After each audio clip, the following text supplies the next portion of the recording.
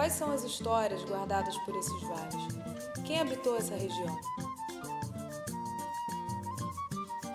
Por que há tantos vestígios imponentes do século XIX? Esperamos que os museus de nosso percurso nos tragam esta história e revelem a vontade de memória dessas comunidades.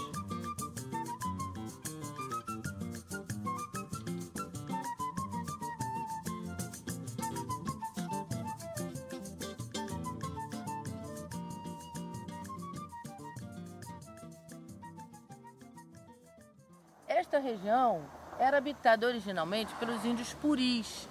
Mais tarde, no século XVIII, foi construído o Caminho do Ouro, que vinha escoar a produção de ouro das Minas Gerais. No século XIX, a região viveu seu apogeu com a plantação de café.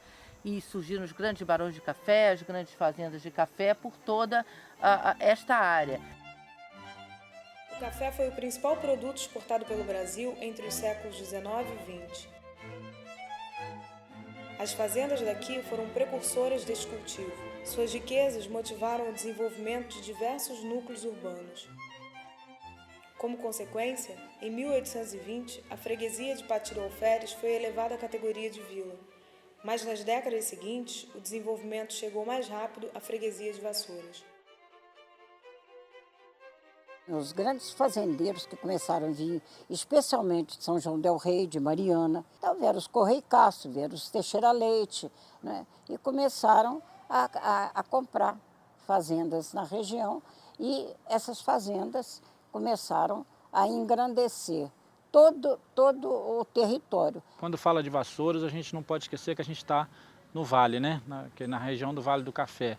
E Vassouras pode-se dizer assim, o ponto principal dessa região do Vale do Café. E a gente tem um patrimônio histórico, cultural muito intenso. Fazendas, então, quem não conhece precisa conhecer realmente para ver que maravilhas são. São muitas fazendas que devem ser visitadas porque trazem a tradição, trazem toda uma história, mostram as senzalas, né? Algumas ainda têm as senzalas. Abertas à visitação, diversas fazendas continuam celebrando a riqueza do século XIX. Parecem perpetuar a vontade de memória das famílias mais destacadas dessa sociedade cafeeira, como é o caso dos Teixeira Leite, ramo descendente do Barão de Itambé. Seu filho, Joaquim Teixeira Leite, deixou expressa a vontade de ver a sua propriedade preservada. Para isso, confiou a sua fortuna à sua filha Eufrásia Teixeira Leite. Viveu muitos anos na França, mas quando vinha a Vassouras, era aquela figura, ela morreu em 1930, os antigos, né, menininhos nessa época, ainda falam sobre ela, como é que ela ia de carruagem para a Missa das 10, ficava numa das tribunas. Nós estamos agora no Museu Casa da Era, onde esse salão se chamava Hall de Entrada, onde o Dr. Joaquim, o pai da Eufrásia, recebia os comerciantes, tá, para fazer as transações do café. Uma mulher, um tino comercial, que fez da fortuna que ela recebeu dobrar, triplicar. Esses 2 quartos são chamados de alcovas, que são quartos sem janelas. Hoje a gente usa para fazer o pagamento do ingresso e ali para guardar os volumes.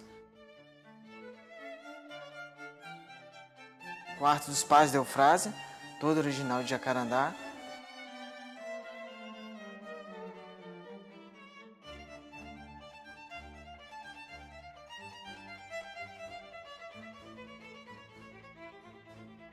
Ela havia se indisposto com a família.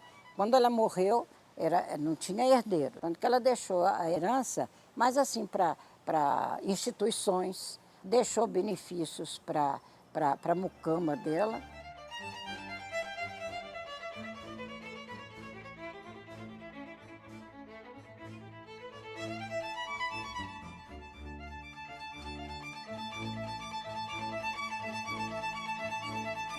Obedecendo à vontade do pai, a chácara da Eufrásia entrou em processo de tombamento 22 anos após a sua morte. Aqui estão expostos quase 3.000 objetos, vestígios da família Teixeira Leite que servem de suporte de memória de um tempo próspero. Objetos ordenados para oferecer a visitantes, como nós, um passeio capaz de fazer viajar no tempo personagens da sociedade cafeicultora, como senhores, comerciantes, escravos. O Museu Casa da Era integrou o conjunto de museus do IPHAN a partir de 1968. O seu nome é alusivo à decoração original das paredes, que são cobertas de folhas de era.